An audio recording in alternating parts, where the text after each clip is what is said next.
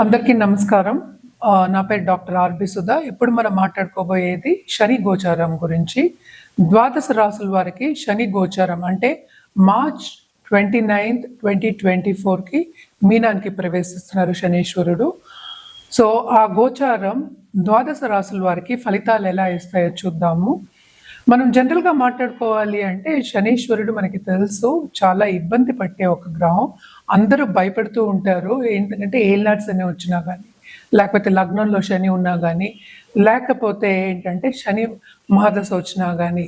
So, పరిహారాలు చేస్తే కనుక ఎప్పటికైనా సరే శని ప్రీతి అనేది మనం పొందుతూ ఉంటాం అన్నమాట. అండ్ శాంతి ఇచ్చాలి అంటే శాంతి జపాలు, పూజలు చేసుకోవడం అనేది చాలా మంచిదన్నమాట. బట్ అంతకన్నా ముందు మనం మాట్లాడుకోవాల్సింది ఏంటంటే మనకి తెలుసు 9 గ్రహాలు ఉన్నాయి. దీంట్లోనే ఏంటంటే ఫ్రెండ్షిప్స్, ఎనిమిటీ అనేవి 2 ఉంటాయన్నమాట. అంటే సంబంధాలు, సత్సంబంధాలు ఉంటాయి, వేరే సంబంధాలు ఉంటాయి అన్నమాట. ఎప్పటికైనా మన మార్స్, సన్ అండ్ జూపిటర్ కలిపి మనం చెప్తూ అంటే ఏంటి వాళ్ళు ఫ్రెండ్స్ అంటాం. అది ఒక సెట్ కింద తీసుకుంటాం. మెర్కురీ అంటే ఏంటంటే బుధుడు ఏంటంటే న్యూట్రల్ అన్నమాట. అన్ని గ్రహాలకి కొంతవరకు న్యూట్రల్ కింద ఉంటారనమాట. మిగతా గ్రహాలు అంటే ఏంటంటే మ్యాలిఫిక్ గ్రహాలు అంటే చెడు చేసే కొంచెం గ్రహాల కింద మనం శనీశ్వరుడు, అలాగే శుక్రుడు, అలాగే రాహుకేతువుల్ని తీసుకుంటాము. అండ్ ఆల్సో బెనిఫిట్లో ఏంటంటే మనం చంద్రుని కూడా తీసుకుంటూ ఉంటాం అన్నమాట. కానీ ఇదేంటంటే జనరల్ ఫ్రెండ్షిప్, జనరల్ ఎనిమిటీ. కానీ లగ్నానికి వచ్చినప్పటికి ఏంటంటే అన్నీ మారిపోతూ ఉంటాయి అన్నమాట. లగ్నం కానీ, రాశి కానీ. సో, టెంపరరీ ఫ్రెండ్షిప్స్ అనేది ఉంటుంది, పర్మనెంట్ ఫ్రెండ్షిప్స్ అనేది ఉంటుంది. మనం మాట్లాడుకునేది ఏంటంటే పర్మనెంట్ ఫ్రెండ్షిప్ గురించి నేను ఇప్పుడు చెప్పానన్నమాట. ఎందుకు ఇది చెప్పాను అంటే బేసిక్గా మనం చూసామంటే శనీశ్వరుడు మీనానికి వస్తున్నారని ఇప్పుడే మాట్లాడుకున్నాం మనం. సో, మీనం ఎవరిది, ఓనర్షిప్ ఎవరిది అంటే ఆ రాశికి అధిపతి ఎవరు, గురు అయ్యారనమాట.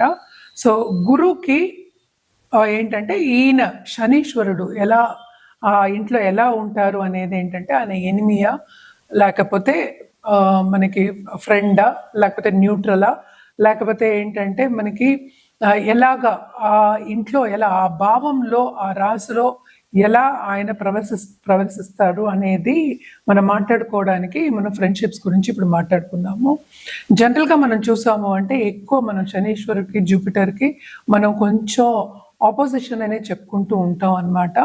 ఎనిమిటీ ఉంటుందనే చెప్పుకుంటాం. కానీ ఏంటంటే మనం ఇందాక మాట్లాడుకున్నట్టు ఫ్రెండ్షిప్ గురించి మాట్లాడుకున్నాం కదా, గ్రహ ఫ్రెండ్షిప్ గురించి. సో, జనరల్గా అయితే జూపిటర్కి శని ఏంటంటే న్యూట్రల్ కిందే మనం తీసుకుంటాం. అంటే ఏంటంటే అటు మరీ చెడు చేరు, అటు మరీ మంచి చేరు అనమాట. న్యూట్రల్ గ్రహం మధ్యస్థంగా ఉండిపోతారు అని చెప్పుకోవడం అనమాట. అదొకటి కాకుండాను శనీశ్వరుడు మూమెంట్ అంటే ఏంటి, ఇప్పుడు ఏలినాడ్స్ అని మనం చూసాము అంటే కుంభం అంటే మనకి శనీశ్వరుడు ఓన్ హౌస్ అనమాట. ఓన్ హౌస్ నుంచి ఇంకో ఇంటికి వెళ్తున్నారు కనుక ఈ ట్రాన్సిట్ కూడా, ఈ గోచారం కూడా కొంచెం డిఫికల్ట్ ట్రాన్సిట్స్ అనమాట.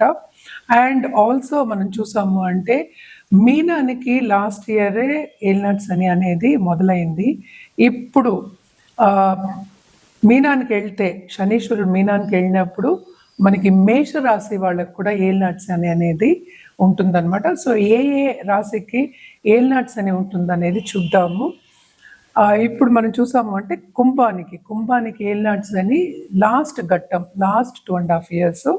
అలాగే మీనానికి మెయిన్ ఘట్టం సెకండ్ 2.5 years. అలాగే మేషానికి ఫస్ట్ 2.5 years ఏలినాడ్స్ అని ఉందన్నమాట.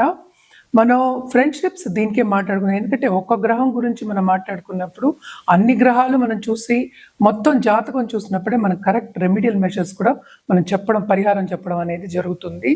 చాలామంది కమెంట్ కూడా చేస్తున్నారు. అంటే ఏంటి, ఇంగ్లీష్ వద్దు తెలుగులో చెప్పండి అనేది. అస్ట్రాలజీ అనేది యూనివర్సల్ లాంగ్వేజ్. అంటే ఇంగ్లీష్లో ఏంటి అస్ట్రాలజీ చెప్పలేమా, సాంస్క్రిట్లో మాట్లాడడం అనుకోండి. ఎందుకంటే అస్ట్రాలజీ అంతా ఉన్నది ఏంటి, ఫస్ట్ సాంస్క్రిటే. సాంస్క్రిట్లో మాట్లాడితే ఎవరికి అర్థం అవుతుంది, ఎవరికీ అర్థం కాదు. ఇవి ఇలాగ ఇంగ్లీషు తెలుగు మిక్స్ చేసి చెప్పడం ఏంటంటే వైడర్ ఆడియన్స్కి మనం చెప్తున్నాం.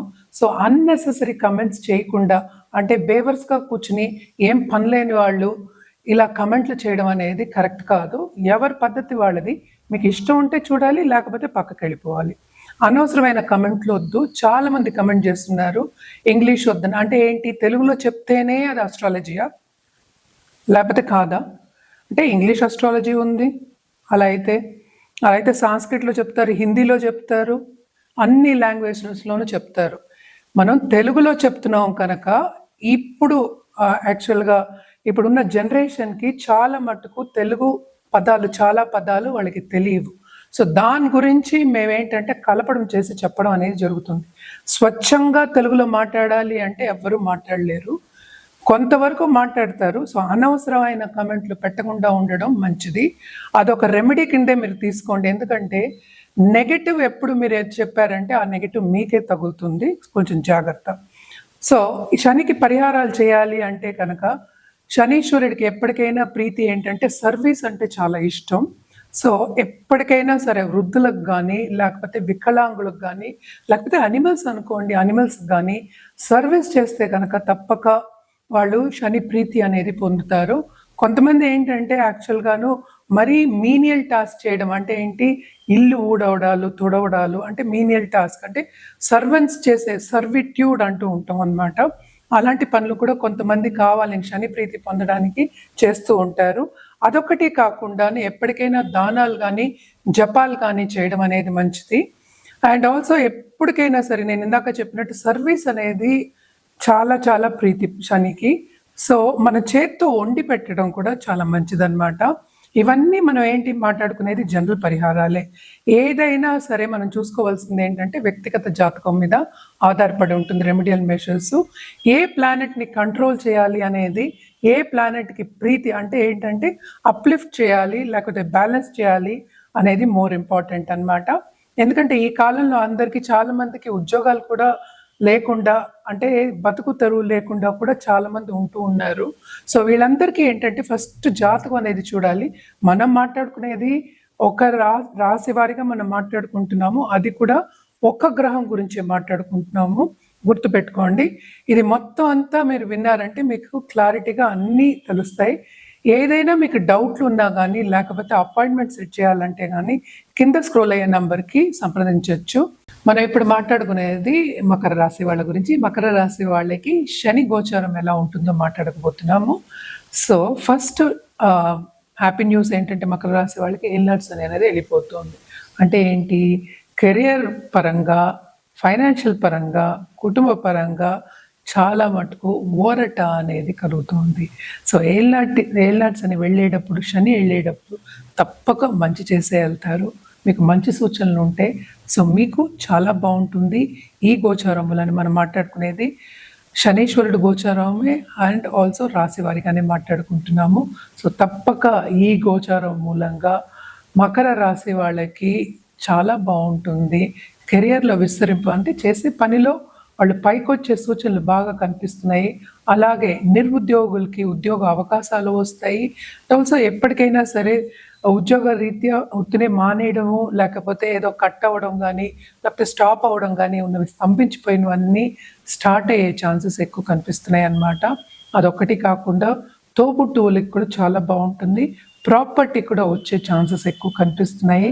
తప్పక బాగుంటుంది మకర రాశి వాళ్ళకనే చెప్పుకోవాలి, అన్ని రీత్యా, అన్ని రంగాల్లోనూ. అండ్ ఆల్సో మనం చెప్పుకోవాలంటే ల్యాండ్ అండ్ రెవెన్యూ రంగంలో, రియల్ ఎస్టేట్ రంగంలో ఉన్న వాళ్ళకి అందరికీ చాలా బాగుంటుంది. వాళ్ళు విస్తరిస్తారు, అలాగే లాభాలు పొందుతారు. కమిషన్ బిజినెస్లో ఉన్న వాళ్ళకు కూడా తప్పక లాభాలు పొందుతారు. అండ్ ఆల్సో ఫార్మర్స్ కూడా మనం ఎప్పుడు చెప్పుకుంటూ ఉండాలి, బాగుంటుంది అని చెప్పాలన్నమాట. అండ్ చదువుకునే వాళ్ళకి, ఎస్పెషలీ స్టూడెంట్స్కి తప్పక ఎక్కువ శ్రమ పడాలి, కానీ శ్రమకి తగిన ఫలితం శని ఏంటంటే స్లోగా ఇస్తారు. సో తప్పక శ్రమ పడండి, తగిన ఫలితం అనేది మీకు తప్పక ఈసారి ఉంటుంది. కాంపిటేటివ్ ఎగ్జామ్స్, గవర్నమెంట్ ఎగ్జామ్స్ చేసే వాళ్ళందరూ, రాసే వాళ్ళందరికీ కూడా విజయం సాధించే సూచనలు కనిపిస్తున్నాయి అన్నమాట. కుటుంబ పరంగా స్టేటస్ ఇంప్రూవ్ అవుతుంది, అలాగే ఫైనాన్షియల్ స్టేటస్ కూడా ఇంప్రూవ్ అయ్యే ఛాన్సెస్ ఎక్కువ కనిపిస్తున్నాయి. చాలా బాగుంటుంది మకర రాశి వాళ్ళకనే చెప్పాలి. అలాగే మన పరిహారాల విషయానికి వస్తే కనుక వీళ్ళు తప్పక, ఎందుకంటే శని గోచారం అనేది కొంచెం డిఫికల్ట్ అయిన ఒక గోచారం కనుక నిత్యం వీళ్ళు శనీశ్వరుడికి పూజ చేయడం అనేది మంచిది. అంటే నవగ్రహాల చుట్టూ ప్రదక్షిణ చేయడం. అలాగే మన చేత్తో పులిహోర అంటే శనికి చాలా ఇష్టం. అంటే పులుపు అంటే ఇష్టము. తప్పక నిమ్మకాయ రైసో లేకపోతే పులిహోరో మన చేత్తో అన్నదానం కింద చేయడం అనేది చాలా మంచిది. ఎస్పెషలీ వృద్ధులకి చేయడం ఇంకా మంచిది అనుకోండి. అలాగే ఏంటంటే మనం దానం చేయడం, ఎస్పెషలీ ఒక 12 మందికి చెప్పులు దానం చేయడం అనేది చాలా చాలా మంచిదన్నమాట. ఇవన్నీ చేస్తూ ఉంటే మీకు లాంగ్ టర్మ్‌లో ఇంకా బావుంటుంది. మనం ఎప్పుడైనా మాట్లాడుకునేదేంటి, వ్యక్తిగత జాతకం మీదే ఆధారపడి ఉంటుంది. ఇది మనం ఒక్క గ్రహం గురించే మనం మాట్లాడుకుంటున్నాము.